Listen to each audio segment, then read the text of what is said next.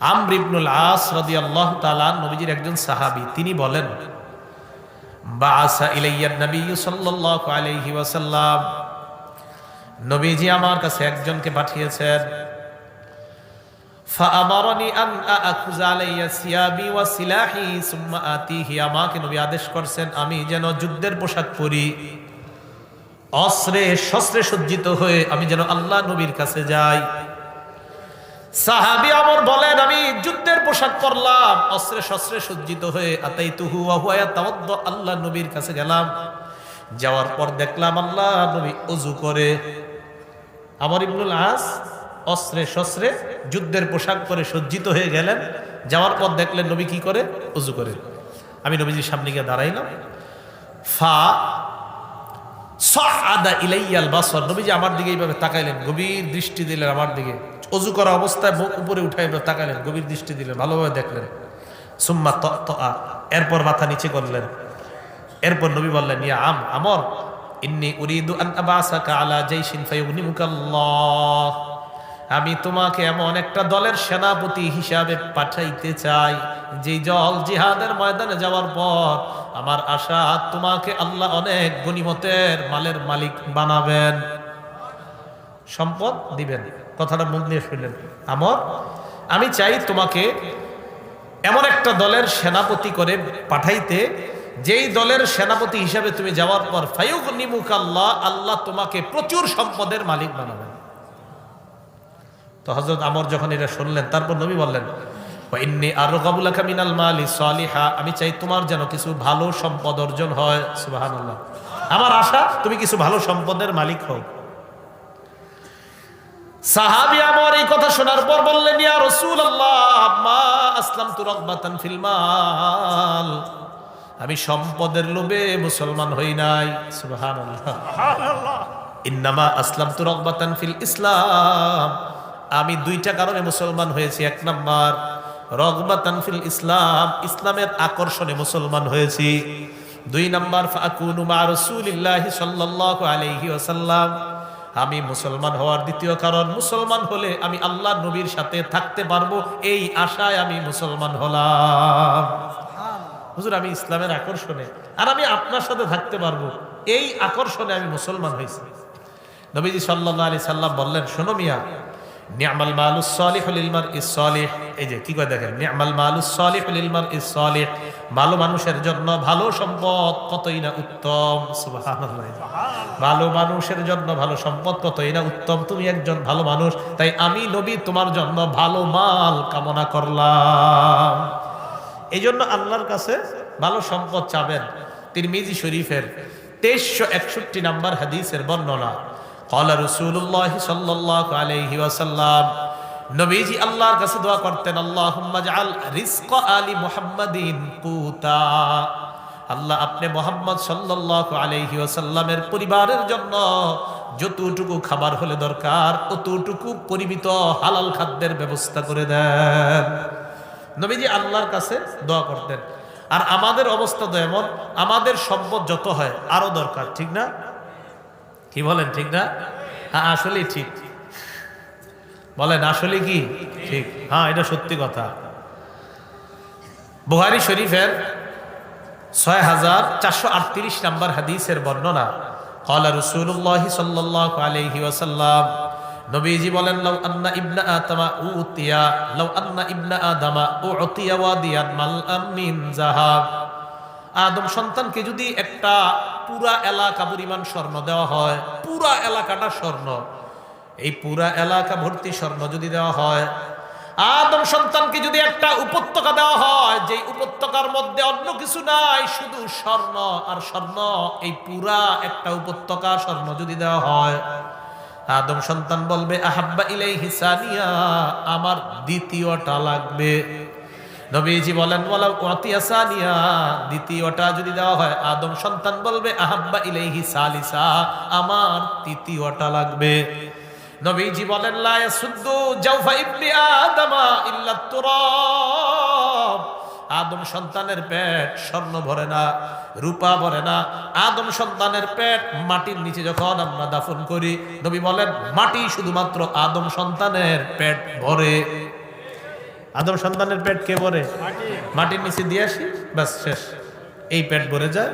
তো আদম সন্তানের পেট স্বর্ণ দিয়ে ভরে না, রূপা দিয়ে ভরে না, মাটি দিয়ে আদম সন্তানের পেট ভরে। নবীজি সাল্লাল্লাহু আলাইহি সাল্লাম সহিহ বুখারীর 6417 নম্বর হাদিসের বর্ণনা দেখেন, এখানে কি আসছে?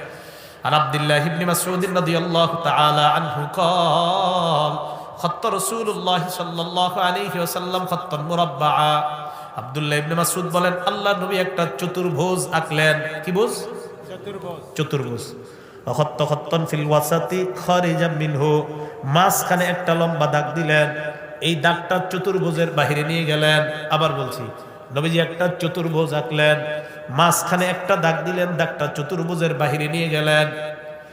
নবীজি বলেন, শোনো তোমরা, হাদাল ইনসান, মাঝখানের দাগটা হলো মানুষ।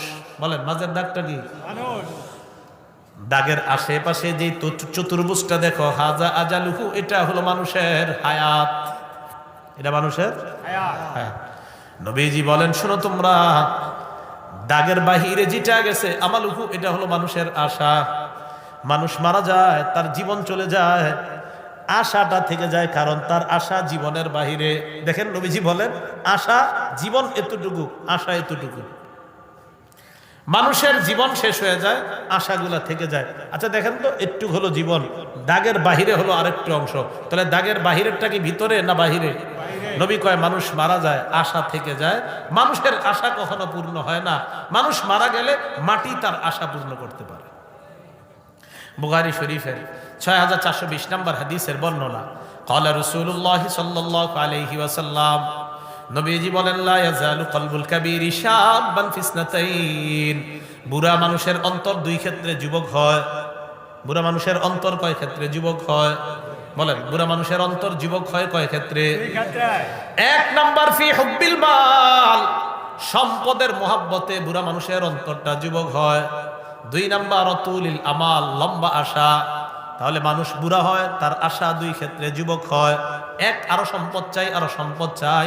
দুই নাম্বার, লম্বা আশা। কিও কাকা কই যান? মসজিদে যাই। কি করতে? জোহরের নামাজ পড়তে। মনটা খারাপ কেন? কার বইল না বাতিজা, 5টা ছেলে সাউথ আফ্রিকা পাঠাইছে, আর একটা বাকি আছে এখনো। 5টার বেতন আছে মোটামুটি, কথার কথা ইতালি হইলে আর বেশি, কথার কথা ধরে নেন 50-60 লাখ বেতন আছে। আর বইল না, ছোট ছেলেটা বাংলাদেশে কোনো মতে একটা চাকরি করে, এই 30-40 হাজার পায়, এই টেনশনে আর বাঁচতাছি না। কাকার বয়স 72। তাহলে আশা কি? কাকার আশাটা কি বুড়ো হইতেছে না যুবক? কিন্তু কাকার বয়স বাড়তেছে। তো নবীজি সাল্লাল্লাহু আলাইহি সাল্লাম বলেন, মানুষ বাড়তে থাকে, মানুষের বয়স বাড়তে থাকে, তার আশা যুবক হতে থাকে। মানুষ মারা যায়, আশাগুলা থেকে যায়। সত্যি কথা বলেন তো, কত মানুষ কবর দিলাম আমরা, তার হাজারো আশা দুনিয়াতে আছে না নাই? আল্লাহ কথাগুলা বুঝার তৌফিক দান করেন। তো বলছিলাম, রাসূলুল্লাহ সাল্লাল্লাহু আলাইহি ওয়াসাল্লাম কি বললেন? ভালো মানুষের জন্য ভালো সম্পদ, আর দোয়া করলেন, আল্লাহ মুহাম্মদ সাল্লাল্লাহু আলাইহি সাল্লামের পরিবারকে ততটুকু সম্পদ দেন যতটুকু তাদের জন্য প্রয়োজন। আল্লাহ বুঝার তৌফিক দান করেন। এক হাদিসের মধ্যে নবী বলেন, 3 গুণ যার মধ্যে পাওয়া যাবে, ওই ব্যক্তি সুখী মানুষ। বলেন, সুখী মানুষের কয় গুণ? 3 গুণ। সুখী মানুষের কয় গুণ? 3 গুণ। তিরমিজি শরীফের 2346 নম্বর হাদিসের বর্ণনা। ক্বালা রাসূলুল্লাহ সাল্লাল্লাহু আলাইহি ওয়াসাল্লাম, নবীজি সাল্লাল্লাহু আলাইহি ওয়াসাল্লাম বলেন, মান আসবাহা মিনকুম আমিনান ফি সিরবিহি, 1 নাম্বার, তোমাদের কেউ যদি সকালবেলা এমন হয় তার পরিবার নিয়ে সে শান্তিতে আছে। সকালে তুমি ঘুম থেকে উঠলা, ওঠার পর দেখলা তোমার পরিবার নিয়ে তুমি সুখে শান্তিতে আছো। 2 নাম্বার, মুআফান ফি জাসাদিহি, দেখলা তোমার শরীরটা সুস্থ আছে। 3 নাম্বার, ইনদাহু কুতু ইয়াউমিহি, তুমি দেখলা তোমার কাছে একদিনের খাদ্য আছে। 1 নাম্বার, তোমার পরিবার নিয়ে তুমি শান্তিতে আছো। 2 নাম্বার, তোমার শরীরটা সুস্থ আছে। 3 নাম্বার, তোমার কাছে একদিনের খাদ্য আছে। নবীজি বলেন, ফাকা আন্নামা হিজাত লাহুদ দুনিয়া, এই ব্যক্তির জন্য কেমন যেন পুরা দুনিয়ার কল্যাণ একত্রিত করা হয়েছে। সকালবেলা দেখছেন পরিবার নিয়ে ভালো আছে, শরীরটা সুস্থ আছে, একদিনের খাবার আছে, নবীজি কয় শুকরিয়া আদায় করো, তুমি দুনিয়ার সুখী মানুষ। সুবহানাল্লাহ। ভাই কথাগুলো মনে থাকবে তো? আল্লাহ বুঝার তৌফিক দান করেন।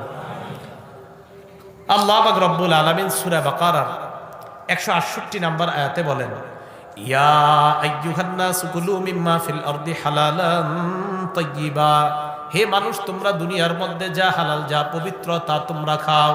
সূরা তাহার 81 নম্বর আয়াতে আল্লাহ বলেন ফাকুলু মিম্মা, সূরা তাহার 81 নম্বর আয়াতে আল্লাহ বলেন কুলু মিন তাইয়্যিবাতি মা রাযাকনাকুম, আমি আল্লাহ তোমাদেরকে যা দিয়েছি এর থেকে তোমরা পবিত্রতা খাও।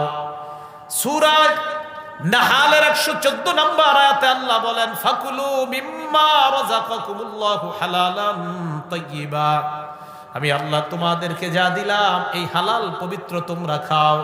ওয়াশকুরু নি'মাতাল্লাহ, আল্লাহর নিয়ামতের শুকরিয়া আদায় করো। বলেন আমার সাথে হালাল খাবো, শুকরিয়া আদায় করব। তাহলে আমাদের কাজ হালাল খাওয়া আলহামদুলিল্লাহ বলা, হালাল খাওয়া আলহামদুলিল্লাহ বলা, হারাম থেকে বেঁচে থাকার তৌফিক দান করেন। সহিহ বুখারী 2059 নম্বর হাদিসের বর্ণনা। এই হাদিসটা নবীজি আমাদের যুগের সাথে কি মিলে না আরো অপেক্ষা করতে হবে? আগে হাদিস শোনেন, শোনার পর আপনারাই বললেন। ক্বালা রাসূলুল্লাহ সাল্লাল্লাহু আলাইহি ওয়াসাল্লাম, নবীজি সাল্লাল্লাহু আলাইহি ওয়াসাল্লাম বলেন ইয়াতি আলান নাসি জামান, এমন একটা সময় আসবে লা ইউবালিল মারউ মা আখাযা মিনহু, মানুষ কোনো পরোয়া করবে না সে কোথা থেকে কামাই করলো। আমিলাল হালালি আমিনাল হারাম, সে কি হালাল পথে কামাই করলো না হারাম পথে কামাই করলো, কোনো পরোয়া করবে না। নবী বলছে এই জামানাটা আসবে, আসবে, আসবে, আইসা গেছে। পকেটে আসলেই হলো, হারাম পথে আসুক হালাল পথে আসুক কোনো সমস্যা নাই, আসলো হলো বাস পকেটে ঢুকাইলাম। নবীজি কয় মানুষ পরোয়া করবে না সে হালাল কামাই করলো না হারাম কামাই করলো। আল্লাহ আমাদের সকলকে হালাল কামাই করার তৌফিক দান করেন, আমিন। একটা কিতাব আছে নাম তাখরিজু শরহিস সুন্নাহ, এই কিতাবের 4113 নম্বর বর্ণনা। আন আব্দুল্লাহ ইবনে মাসউদ রাদিয়াল্লাহু তাআলা আনহু قال, আব্দুল্লাহ ইবনে মাসউদ রাদিয়াল্লাহু তাআলা আনহুর বর্ণনা, তিনি বলেন ইয়া আইয়ুহান নাস ইত্তাকুল্লাহ, হে মানুষ তোমরা আল্লাহকে ভয় করো। লা ইয়াহমিলান্নাকুম ইস্তিবতাউর রিজকি আন তাতলুবুহু বিমাআসিল্লাহ। অনুবাদটা মন দিয়ে শুনেন। হালাল কামাই যদি দেরিতে, হালাল কামাইয়ের লাভ যদি দেরিতে আসে, হালাল কামাইয়ের ফলাফলটা যদি আসতে দেরি হয়, এই দেরি হওয়াটা যেন তোমাদেরকে দ্রুত কামাইয়ের প্রতি উদ্বুদ্ধ না করে। আবার বলছি, হালাল পদ্ধতিতে কামাইয়ের ফলাফল আসতে যদি দেরি হয়, এই দেরি হওয়াটা যেন তোমাদেরকে হারাম পথে বেশি কামাইয়ের প্রতি উদ্বুদ্ধ না করে। আবার বলছি, হালাল পথে তোমার কাছে উপার্জন আসতে যদি দেরি হয়, এই দেরি হওয়াটা যেন তোমাদেরকে নাফরমানির মাধ্যমে দ্রুত অবৈধ পন্থায় বড়লোক হওয়ার প্রতি উদ্বুদ্ধ না করে। হালাল কামাই করতেছেন, কৃষি কাজ করেন, তো আপনি তো জানেন 1 মাস পরে এটা উঠাইবেন, 2 মাস পরে আল্লাহ আমারে ধান দিবে, এরপর উঠাবো, এরপর নিব, এরপর কিছু টাকা পাবো। একটু দেরি হইতেছে না?